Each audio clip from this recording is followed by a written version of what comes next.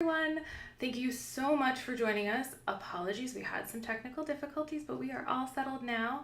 I am thrilled to be here with you today. My name is Alice Foley. I'm an associate law school consultant with Montgomery Admissions Consulting. I come to this work after working as an admissions officer for a really, really long time, and I am joined by my colleague Monique, and we are going to be bringing all of the experience that we have from our time on admissions teams with law schools to talk to you about building that relationship with your admissions team through the application process while you're a prospective student, all of the time that you are working through the plan to go to law school, and why it's important to build the relationship with those people, why it is good on your end to do that, why it's going to be helpful to you. And then we're going to tell you how to do it. And we're also going to tell you what we mean by strong relationship and what we absolutely do not mean. So I'm going to pass it over to Monique to say hello, and we are going to go ahead and get started. Hello again, everyone. It's good to see you for a second time. We love a refresh and a restart. I'm Monique. I am an associate law school consultant along with Alice here at Montgomery Consulting. I come to this work from several years as an admissions officer over at Harvard Law School in Cambridge. And I spent a lot of my time as an admissions officer actually connecting directly with students and developing resources and opportunities for them to connect with us, whether that was info sessions or virtual opportunities, or even just getting on the road, as Alice and I know very well, and meeting them where they were on college campuses and in the community. So that's me, and I will throw it back to Alice to kick us off. Wonderful. So probably the most important thing, what do we mean when we say to create a strong relationship, to build a strong relationship? What does that look like? Yeah, it's a really awesome question. So I think to put it in perspective, right, thinking of what kind of relationship, because we're always building relationships. We're also always connecting with folks, and framing what kind of relationship you're building with admissions offices is meaningful and setting the tone. So I would say it is one of information sharing. It's one of resource provision, right? Like very much here to make sure that when you have a question, when you are unsure about the process, when you want to know why should I be interested in this institution, admissions officers and folks at law schools are there to help you sort of build that resource bucket to make sure that oh, here are the things that you can study when you're here. Here's what the application process is like. So really being an information provider and allowing you to get your questions answered. It is a back and forth in that way. So that's what I think of when I think of relationships with admissions officers. It's like going to the source. Love that. Is there anything that we are absolutely not talking about? I know that you probably have some fun stories from your time working in admissions about students that maybe missed the mark a little bit when they were trying to start building that relationship. Yeah, I think that in many ways there is this separation of it is not sort of the kind of relationship that you might have with a peer. It is not a relationship that, means that you get insider secrets or there are, little things that are different between your relationship and that of others. I think that often admissions officers want to make sure that they're providing as much insight as possible to as many people as possible.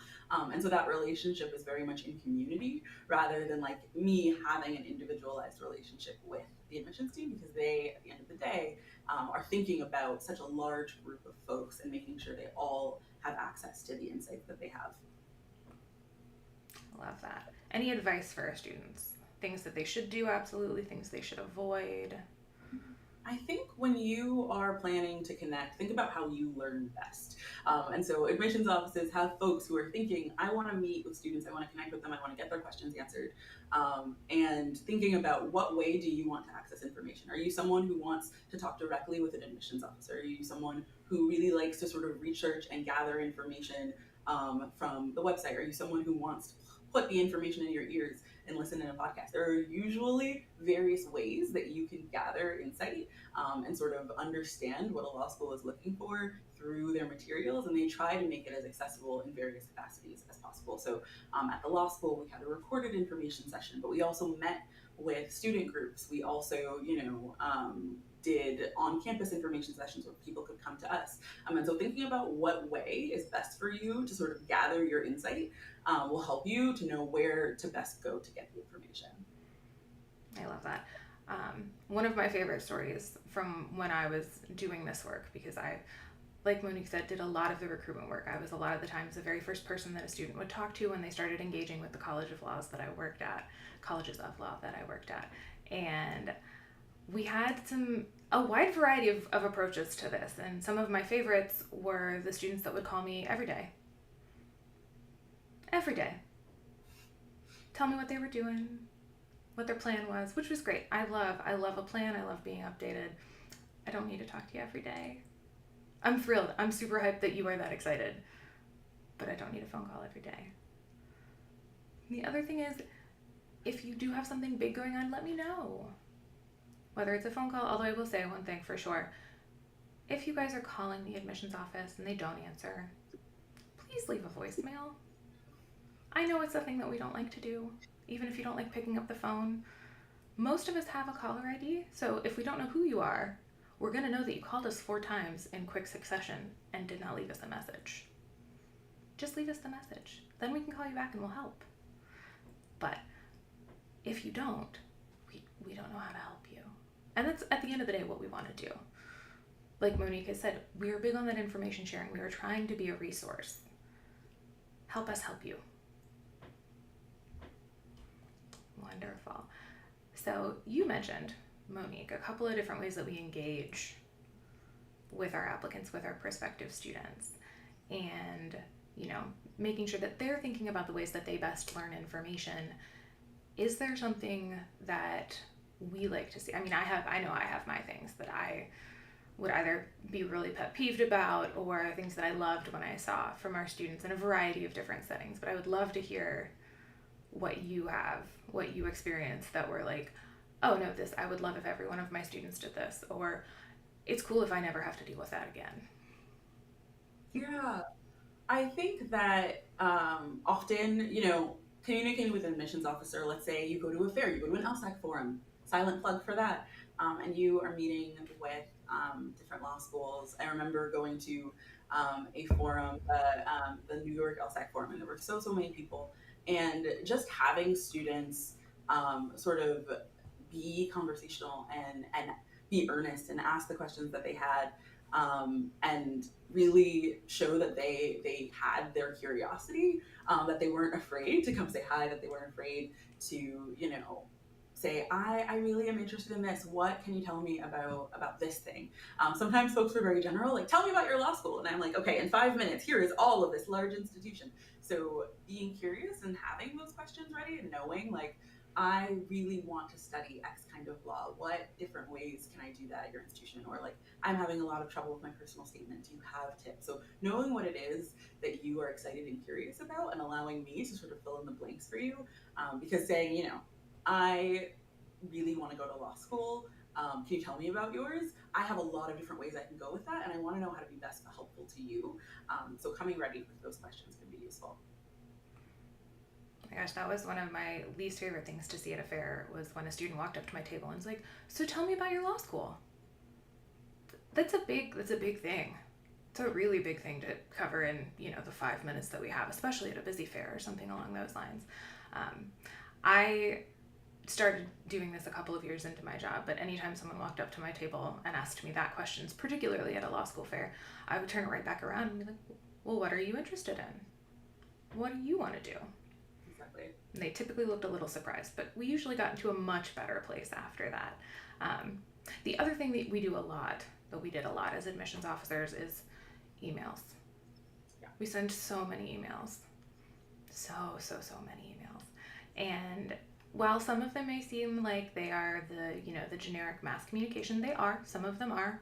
If we're sending to several thousand people, I will be honest, I did not sit and write that entire email by myself 3,000 times. I didn't. But a lot of the times after that initial email, if you have questions and you're starting to engage with your admissions office, you're getting a real person writing you back. And one of the things that I started seeing in the last couple of years that I worked is students that get really comfortable really quickly. And on the whole, admissions officers are supposed to be the least intimidating, the most friendly. Like, we are the happy face of the law school because, one, we're recruiting you, but two, we generally like people. That is why we do what we do. So engaging with you is fun for us. That all being said, when we are doing that with you and we are building that relationship, starting on the formal side is always a good idea for you as an applicant, as a prospective student, particularly taking your cues from the person that you're emailing. I found it crazy when anyone referred to me as Miss Foley. I'm not about that life. Call me Alice. I'm just not about that life. But what I noticed is that when we would connect students with faculty members, or on the rare occasions that one of my deans was communicating and I was facilitating that, watching a student who had had a couple of emails with me and knew that I signed off as Alice, as I introduced them to Dean Atkinson for them to talk to, and they write back, "Hey Monique, you'll know. That's the dean of the law school. Hello, Dean Atkinson. Thank you so much for your time." My favorites were the ones that were very clearly emailing from their phone, and they wrote like a text message. That happened a couple of different times, and I can usually make out what you're trying to ask me, but complete sentences and fully spelled out words are definitely going to be your friend. Right. At the end of the day, it's still a professional school, so keeping in mind who you're talking to, what that's going into as we're starting to build the picture of you as an applicant, as a prospective student, as an admitted student, someone who's coming into our classroom not too far off in the future, making sure that you still understand that you are going to be communicating in a professional way is helpful. Again, I realize we are the least threatening. We are typically the most friendly right out of the gate. But making sure that you are still keeping that in the back of your mind and taking your cues. If I sign off as Miss Foley, I would expect you to respond, "Hello, Miss Foley." That's never going to happen. I am always and forever going to be Alice, but still. Anything else that you would want to add on that front, Monique? Yeah, I think that was really awesome insight on sort of the etiquette for like those written communications, making sure that like they're thinking about how do I want to treat another human that I have not met before, right? Often in law school offices, we'll remember, right? We have a record of the communications that you sent, and part of your file, part of your application is like your entire interaction with an office. And so you have nothing to worry about if you're engaging with the office in a respectful way, in the way that you would want to be seen by folks who are right, thinking about your candidacy for law school. But you also want to be mindful, I think, that, right, like it is really easy to remember the bad things. And this idea is, so you call the front office, you're chatting with the admissions team, and you get frustrated, or you're not a good community member in that way, that will not be something that will be disconnected from your entire package as a law school applicant. So be nice, be respectful, right? If you're calling, if you're emailing, that's not just a one-time communication that gets lost. That's part of how you are seen by the institution. So keep that in mind. I'll also say that there is sort of an etiquette for, I've done a lot of Zoom sessions with students. I've probably done hundreds of virtual sessions. I know that they'll continue to be a part of gathering information as a law student or a prospective law student. Law schools are able to access so many more prospective students that way. And I think that I have been in Zoom sessions where students were really excited and we had great registration. Everyone is, like, wow, I'm going to do a lot of information sharing. We're going to chat. We're going to have fun. And I get online and all of the cameras are off. And I'm like, hello, like speaking into the ether. And then I wonder, wow, like, why is this community not interested in chatting? Like, there are times when sometimes you might not be able to have your camera on. You might not be able to be present. But when I go into a Zoom session and I'm working with students at a school and no one really wants to engage, I start to ask questions like, what is going on here? And so it is a really excellent thing to, if you are going to go to a Zoom session that is in a meeting style, making sure to turn on your camera, to say hello, to engage, to ask a question if you can. You may not have one, you may just want to sit and listen, and that's okay, but trying to remain engaged visually, that etiquette is also super helpful, because I will remember those interactions as well. I'll remember, oh yeah, I met with those students, and I remember that they didn't really want to talk to me, and I'm like, well, I'm pretty cool, I have things to tell them. So take advantage of those opportunities and make the most of them by, engaging. I love that. I did a lot of Zoom sessions in the last few years of my work as an admissions officer, and there is nothing worse than you bringing all of your energy to black squares. It's hard. By the end of it, one of the very last classes that I brought in, they knew that if nobody answered me, I would start cold calling them like a law school professor. And I did not care. I would wait in silence until they answered me. Because I was not asking hard questions. Tell me about your day. Tell me about you. What are you most excited for? Somebody has to have one of those answers, right? And I think it's a great, oh, No, go ahead. I think it's a great opportunity, right? Thinking back to what we said, this sort of relationship should look like. They know the answer. I think that there's so much misinformation online. Admissions officers know. We have it. We're like, we're doing the thing. We are reading through the applications. We're evaluating candidates. We've seen applications. We know how things get done well. Like, if you are in a room with an admissions officer, don't be afraid to really ask a question. Like, it is not weird to take up space in that way. You are allowed. Don't be nervous. There are no stupid questions, I promise. And often the ability to sort of self-advocate and say, I'm in a room with an admissions officer, I want to make sure that I get my questions answered, especially when you're experiencing a lot of silence. You're like, oh, I have something to say. That will also stand out. It's absolutely true. You talked about being in the room with an admissions counselor, and I know we touched on law fairs really broadly earlier. But aside from, having those good questions, not making me do all the work when you get there and say, tell me why I should go to your law school. Doing the research on the front end, so you do come in with a question that you couldn't have found on our homepage, is great. And there are a couple of other things that are going to help you in that respect to, if nothing else, make a good impression. Because whether you believe it or not, if you are at a law school forum or at a college fair, a law school fair at your college campus, or you're in a pre-law event or something along those lines, we remember. Like Monique said, we're building that whole picture. The interactions that we have with you are not divorced from the rest of your application. And it may seem very easy to be like, nah, there's no way. They talked to like 40 other people today. There's no way they're going to remember me. I have students that showed up 2 years later. If we had a really good conversation, I remembered them. I'm like, oh, no, you're the one that I talked to at Penn State. And we connected over this. And also you were telling me about how excited you are to be moving into a new place when you go to law school, because one of the things that you missed in college was that the dorms wouldn't let you have pets, and you've got this adorable little kitten that is stuck at home with your parents that you cannot wait to bring with you. That has nothing to do with law school, but it makes me remember you.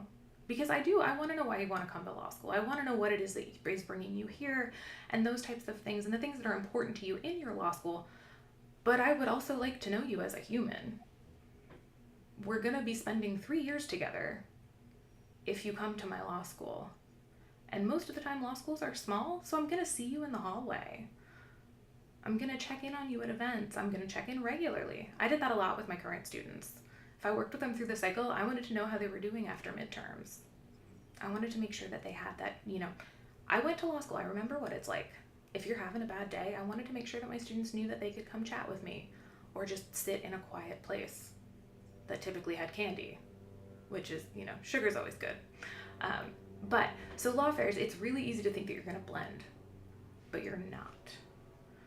So Monique, do you have any pieces of advice, any things that students should or should not do in the law fair setting? Yeah, I think one thing that comes to mind for me, because I think that you hit the nail on the head with sort of the energy of the space of like making yourself known, asking your question, not allowing yourself to sort of fall into the background. It's okay to take up space. Like, I advocate for you to take up space, but also be mindful of the space that you take up. I think both and, right? So I have been to law fairs where I have had students, and I want to answer everyone's questions, but I have had students who have kind of stayed with my table the whole night, which is wonderful. It's right. You're really excited to talk about my law school, but you have so many opportunities across the room to engage with a range of law schools, to engage with a range of students. So the one side of like, I want to make sure you're gathering all that good information, because you can compare and contrast, right? Like, I tell you one thing about the admissions process, but maybe the guy over there has another insight. Like, that's a good skill to have. Use all the resources at your disposal at a law fair, right?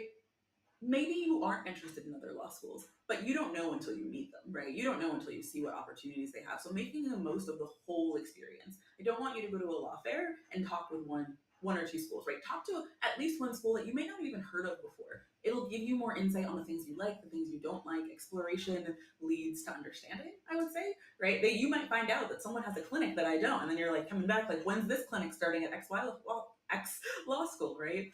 And giving you more insight on the whole process, the full picture, because there are over 200 law schools. I will also say that be thoughtful of the space you're taking up, and that if there are lots of students who want to talk to all of the law schools, being thoughtful about the fact that, right, you might have gotten one or two questions answered. Maybe take a lap. Maybe go get a drink of water and come back so that another student can have a chance to speak and to sort of be seen and for them to take up space. That is just, again, thinking about what would make me a really strong human. What would make me a good community member, and exhibiting that is wonderful. And it's something that, again, I will notice and I will be so impressed, because it's not easy to sort of be like, I'm going to take up space, but I'm also going to be reflective on the fact that there are other people in the space. And it'll make a really great impression. I have a question for you, because it was one of the things that I was not my favorite at law school fairs. So some of our colleagues are like masterful at talking to 5, 6, 10 students at a time, bopping back and forth. I know I have several friends that when they were holding court, typically in a geographic region close to them, so they were, the favorite on the block, you could see them with 12 students just arrayed in front of their table, and they were so good at talking to all of them at once. I hated doing that, because all I wanted to do was have a conversation one-on-one. Interesting. People are different. I'm in favor of the let's unpack together, right? Because information sharing, but I think, right, like, that's interpersonal. It really depends on the person, right? And I think that's why there's on my team there was a vast array of extroversion levels as an admissions officer. Remembering also another tip: admissions officers are people. If you see that an admissions officer looks tired, like, you're like, hey, are you okay? How you doing? Like, we're humans. And I think, like, I felt a little bit like a robot because of just how much engagement I was getting, and I love people. So also keeping in mind, like, when you're in the law fair setting, like, maybe you need a break, like, as a prospective student, maybe you need a second to step away and take a moment, get a drink of water. Usually there are snacks. Don't pass up free snacks. Maybe talk to other students, right? I know that the law fairs are there to talk with law schools, but talking to your peers in the space as well, and just taking a break and then going back in. But I think one thing that can be helpful is that, like, if there are people to your left and right who are also interested in talking to the admissions officer, making space so that everybody can kind of hear the answers being given, because chances are you have the same question. But that one-on-one time is also really important too, Alice. You're right. I love it. I get very easily distracted. I don't want to try and answer questions for 16 people at a time. I want to talk to one-on-one. That's all. Instead, I love it. It's one of the things I miss the most about not being on the recruiting circuit anymore. The other thing that I will say is, Monique, you may not have dealt with this, but the institutions that I worked at were state schools in areas that have a bit of a reputation, and it's not always a good one. So if you are, like Monique said, if you are coming into a law fair and you know the schools that you want to talk to, but it's a good idea to take a lap, see if there's a school that maybe you didn't think of. But one of the things that used to make me so sad is that I would have students walk by, they'd see the banner or the tablecloth, we typically called them banners, that had my school logo, my school name, and the name of my state was in both of my tablecloths. And I cannot tell you how many students would walk by, they'd see where I was located and be like, no. Okay. And you know what else? They'd come right back by later on and they'd take my pens or my little giveaways. Depends. Y'all, I don't care if you take the giveaways. Like, that's great. We get those for you. And there's all sorts of cool stuff. And quite frankly, most of the time I don't want to pack it away with me because I have to haul it back to my car and back to the next fair and all of that. But if you're gonna take my things, at least engage with me a little bit. I'm not gonna be offended if you, at the end of it, decide you don't want to apply to my law school. That's totally fine. We are recruiting, but we're not really salespeople in that respect. Like, if my law school is not the good fit for you, that's okay. That's totally fine. What I want to make sure is that you have all of the information that will lead you to be able to make that decision well for you. But if you're just coming by and taking my stuff, and then you decide to apply to my school, you best believe I'm going to remember that you were the kid that did not talk to me and did not make eye contact and took my things. That's what we remember. I also want to add on to that. I think that often I would have students who would come. Actually, this did happen on my end of things as well. I did have students who would approach and sort of already be counting themselves out. And I want you to count your right. Like you are a prospective student until the end of this process, right? No one knows what will happen at the end of the admissions process, right? That's the whole point. But I would have students who would say, I've heard in order to sort of make that feel a little better, they would sort of poke holes and ask questions that they really didn't necessarily want the answer to. So like, I've heard you guys are bad at this, which like, I'm happy to provide insight on, areas for growth and things like that. But I also think it was very clear that there was a combative moment of like wanting to sort of disprove that this is a school for them. And I think having critical questions is important, but also sort of, again, thinking about tone, thinking about the way that you're approaching folks and being mindful of like, this person's not going to have all the answers, but also how am I making sure that this is an exercise of me collecting information and me not trying to sort of, get an upper hand or something like that. It's true. So true. It's, again, we are recruiters, but we're not really salespeople. We're not going to lie to you. Yeah. I had this conversation with students a lot. They'd be like, well, but what if it's not right for me? And I was like, I want you to know that up front. My nightmare is you going through the entirety of the admissions process, deciding that you want to come to my school, shelling out tuition for that. And when you get there, you realize this is not what I expected. I do not want this. That serves nobody. Right. Because at the end of it, I want you to be successful in your legal career. That's why I do what I do. To make sure that you are finding, especially now, that's why I do what I do. To make sure that you're finding the best fit law school. To make sure that you are doing all of the things that you can do to make yourself a successful applicant. If I have lied to you about a particular area of growth for my law school, it serves nobody. And then you're unhappy and you tell your friends how unhappy you are. Serves nobody. But tone is important. Ask the questions. Don't come at me hackles up. It's a weird space to live in. I don't know how to calm you down always. But yeah, so that's a lot on law fairs because I feel like, that's the whole fall for admissions officers. We spend pretty much September to Thanksgiving traveling around, talking to students, going to events, hosting events like this. But one of the other super fun things and one of my favorite parts of my job was planning events on campus at my law school, getting to show off my community in the place that it is. And there's some things to remember in that respect too.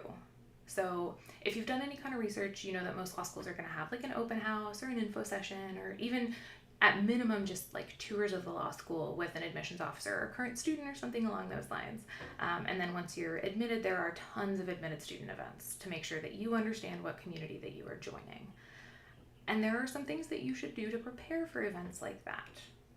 And for me, one of the things that used to drive me absolutely crazy, so please don't do this, is students that would just disappear. We had sent out all of the confirmations. I'd been chatting with them right up until the day of. And then nothing. They don't come. They don't let us know that they're not coming. It's totally fine. I'm not going to be devastated if something has come up and you cannot make it to my event. That's fine. Life happens. I get that. But if you just fall off the planet, not ideal. Not ideal. Especially when it sounded like you were so excited up to the point. Don't get my hopes up, y'all. I just want you to come see my school, meet my friends, meet my students, my faculty members. You'll find a lot of admissions officers get really we take ownership of our communities, so it's not at all out of the ordinary. They are my students, even though I don't teach them. They are my faculty members. They are my administrators. It's my school that I'm trying to introduce you to. And it makes me so sad when you seem excited to be engaged and then you just stop. And there's some other things. Monique, what were your favorites, least favorites, things that applicants and prospective students can do when they show up to an event on campus? Yeah, I think taking advantage of the resources that the admissions office has to like meet the campus exactly when you get to campus and you're around, and like pick up a self-guided tour, right? Usually you can walk yourself around and getting your own insights. Sometimes they're virtual, or you can like walk around campus and get a feel for it yourself. That is how you like wait, right? There's some parts of being a student at an institution that you kind of get to feel, right? Like have a moment to yourself. I'm a very like reflexive, introspective person, so I would just go sit in the quad and be like, wow, like this, I like looking around, observing, seeing how people do things. That kind of activity is still information gathering when you're building those relationships and getting a sense of the institution. It's just like, how do I feel in this space? Where am I right now? Right? Where do people gather? And asking questions about that. Like, what are the people like here as you were standing on the campus? And finding opportunities to connect beyond, right? I think that admissions officers are all often gateways to the larger institution, right? Like we introduce you to whether that be the opportunities to, visit a class, the opportunities to go to student org events. And so sort of thinking, what else can I be doing while I am here to gather that information? Who else can I meet? What opportunities does the admissions office have for me to talk to other people, or for me to learn from other people? Different law schools will have different things for that, but we love giving those out, right? We love letting you know, like, oh yeah, you can sit in on a class, or actually we don't have class visits, but you can go meet with the student organization and they do XYZ thing during the year. So I think getting a sense for the larger community, like through that sort of entranceway of admissions, can be a really, really nice way to get to know the school even better. I'll also say, logistically, one of the things that was my favorite part of on-campus events was, I don't know, getting to sort of present to folks on my home base. So we would usually do info sessions where folks would come into our campus building and we would get to connect with them at home. It was just a really nice sort of introduction to the school, to not have to go away from it, and being able to talk to them where we were. So I think that was probably my favorite part. But being aware of your surroundings, I think, is a really helpful aspect of the on-campus experience. Oh my gosh, I loved when people would come to my home base and I could be like, okay, so here's the thing that you're not going to find out. Like the weird little quirk. Yeah. Or exactly. like, I realize that this piece of the building seems silly and there's no reason for it, but here's what actually happens. Every day at lunchtime, this is packed. So make sure you find your table if you want it. Or our students, I was very lucky. The last school that I worked in, we sat on top of a hill and we were the only thing up there except for our parking lots. And there was just a bunch of green space. And instead of, like, if you didn't come to the building, I can tell you that all day long. But until you actually see what it's like, you experience the fact that we looked like we were sitting in the middle of a park, which was great. You're not going to get the feel for it. You're not going to understand and like really internalize what it means to be up there. And at the end of the day, honestly, as a law student, you're going to be spending a lot of time in your law school. So making sure that you're taking advantage of the people that can explain what that's going to be like to you, whether it's an admissions officer or it's somebody else. I loved being able to connect prospective students, admitted students with my students. Whether it's a first year telling them about, yeah, midterms were really hard, but here's all the support that I have, or here's what I found worked for me. Most of the time, especially before you join the community, admissions people are the ones that are going to build those bridges for you. So making sure that you have the connection on the front end, making sure that you have taken the time to build that relationship, even if you are not being proactive and you're not like, look, I want to talk to the president of this student organization and I want to talk to a faculty member that does this type of law. If I have got a good relationship with you and I have a pretty good understanding of what it is that you are interested in doing, what things are important to you, I can make those connections for you. I can say, I think it'd be really good for you to talk to the president of ILSA, or I think, I know that you were super involved in student government in your undergrad. I would love to connect you with our student body government. I think you could learn a lot. I think they'd be able to tell you some really great things. Or, one of our faculty members just published this really neat law review article, or this book on this area of law that you have expressed interest in. They're great. I would love to connect you if that's something that you're interested in. And I can't do that if I don't know you. I am reliant on you to tell me what you need, rather than being able to not necessarily anticipate, But all of us keep like a little Rolodex, if you all know what Rolodexes are. We'll call it a contact list. A contact list. I realize I'm dating myself. But we have that in the back of our brain. And as we are working with prospective students, with applicants, we're thinking through who would be a good connection for this student. Who can I send them to that's going to tell them more than I can, that can drive home the things that I may have touched on. But because I am an admissions officer, I know a little about almost everything in my building. I can't give you the deep dive always, and I want to make sure that you have that. And if you're giving me the chance to run through it in my brain while I'm talking to you, while I'm thinking of it, I can make those connections for you. And that brings me to our last kind of big topic. And we've touched on it a little bit throughout, but it's why this matters so much.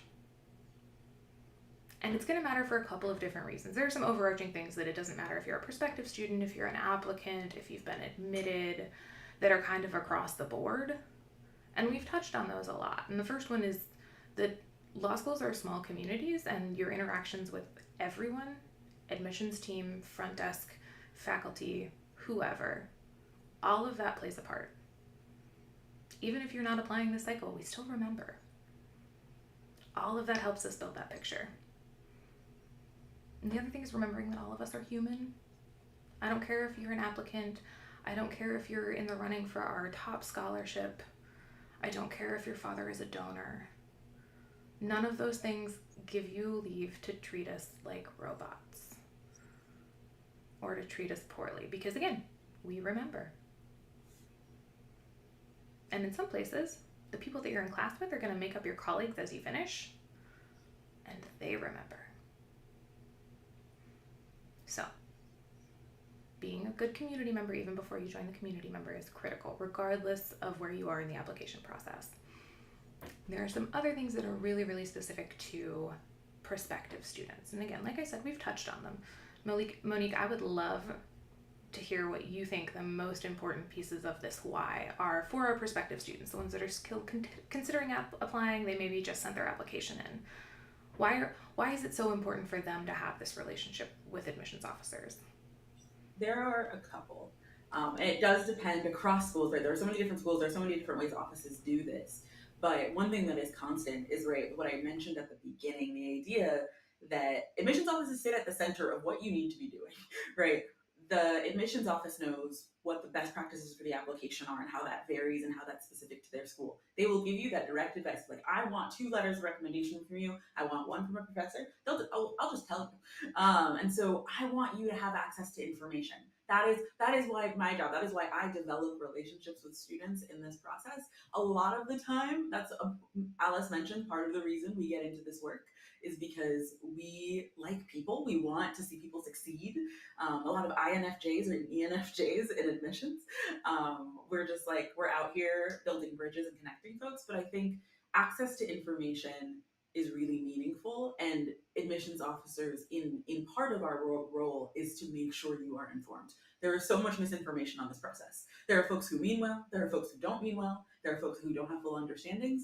Come to the sources. Right, when I had a student who asked me, so like, is this going to benefit me in the process? It could, right? The admissions officer could remember you.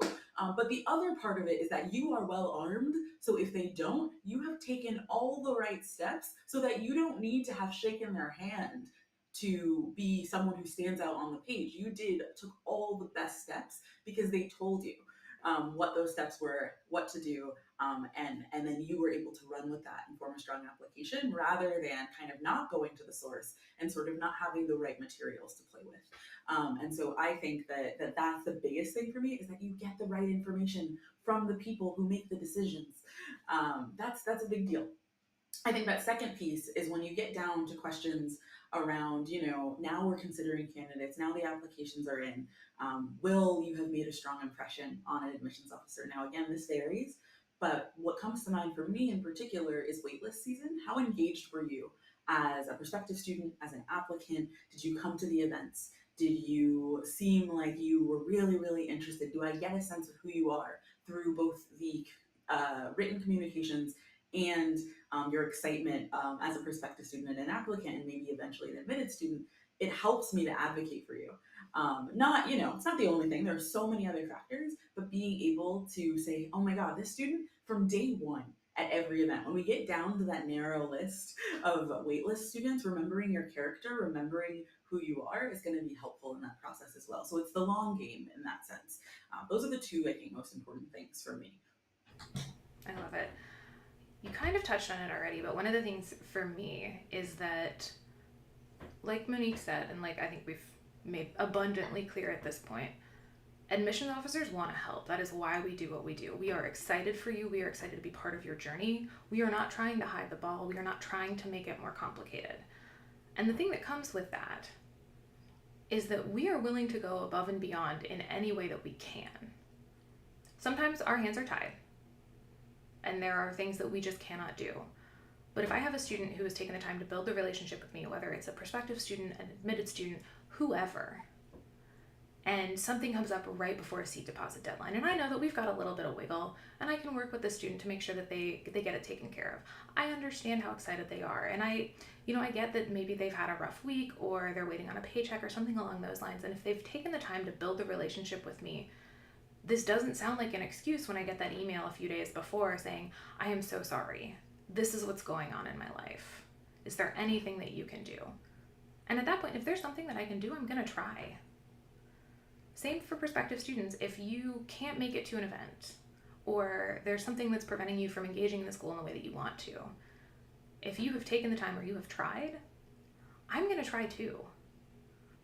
If it's, I remember the thing, I think probably the most above and beyond things that I did when I was an admissions officer in the last couple of years was I met with students who the only time that they could come to my law school was on the weekend. And it was on a weekend. We weren't having an event. And friends, I need you to know, admissions officers take weekends. The whole team goes home unless we're having an event. Saturday and Sunday are ours. We do not plan to be in the building on Saturday or Sunday. But I had students that I had been working with, and they were so excited to see the school, and the only time that worked were weekends that we weren't doing anything. And I'm lucky. I lived pretty close to both of the campuses that I worked on most recently. And when they reached out and were like, look, I know, I get it, I'm so sorry, is there anything that you can do? I was willing to come in for a half an hour to show them around the building, to answer their questions. If someone asks me out of the blue that I have not heard of, that has not responded to emails, that has not engaged with me in any kind of way, has not taken the time to build that relationship with me and my school, I don't have to come in on the weekend. If you make it easy for me to do that, I'm going to. And just like Monique said with our applicants, if you've been waitlisted, it's going to vary school to school, like she said. It depends on how the committee is made up, how the waitlist is worked at that point.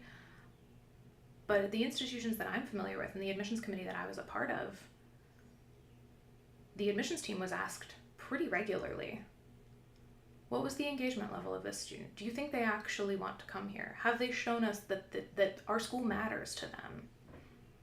And as we're getting down to the very ends of the class seats and we don't have a lot of space, that's important. That's super important. All right, so we have covered a lot. Monique, did you have something to say? I had a quick thought. I think that I want to sort of make space for there's so much, we have made space, but I want to also iterate. There are folks who cannot, right? There are folks, we have all of this insight on the best ways to engage, but I want to make it clear as well, and just sort of outwardly state, engage in the ways that you can. And so think about your bandwidth, think about your priorities, try to fit that in where it works best for you and how. And so if it means again, the information gathering, I don't want you applying to schools and then being actually I didn't learn anything about any of these schools, I don't even know which one I want to go to in the end, that's not going to serve you. It's not going to serve the schools that you apply to. So it is an important part of your journey, an important part of your process for both information and relationship building. But maybe that means that you schedule out a minute to make sure that you are reading the campus publication, that you do get on the listserv, so you get the email, so you at least can have a cursory overview. That could go all the way up to, I'm going to visit this school, right? There is such a wide lens of what engagement with and building relationship with an institution and admissions officers can look like, right? Listen to their podcast. Everybody's got a podcast now. Different schools have video series, right? engage in the ways that work for you. I just want to make that like a large net as well, and that we are talking about the whole breadth and depth of it. It'll all be useful to you. So just wanted to add that. Love that. Excellent point. I'm glad you brought it up. But yeah, so we've covered a lot today. We've given you lots of stories. We've given you lots of things you should and shouldn't do.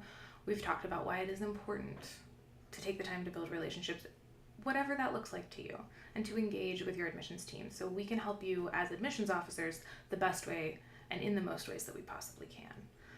I hope this has been helpful. I've had such fun.